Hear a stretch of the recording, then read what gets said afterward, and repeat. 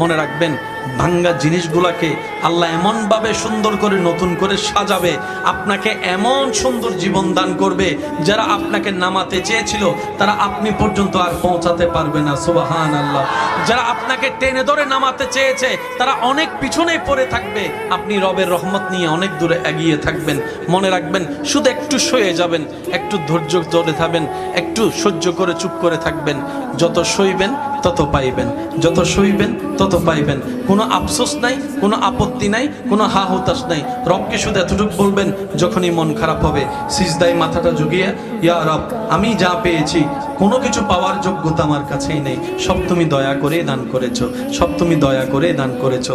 একটা জিনিস পাওয়ার যোগ্যতা আমার নাই, এই চোখ পাওয়ার মতো যোগ্যতা আমার কাছে নেই, এই কান শোনার মতো কান আমার কাছে নেই। আল্লাহ, কোনো কিছুরই পাওয়ার যোগ্যতা নাই, তুমি দয়া করে দেখার জন্য দুইটা চোখ দিয়েছো, তোমার দরবারে শুকরিয়া। সুবহানাল্লাহ।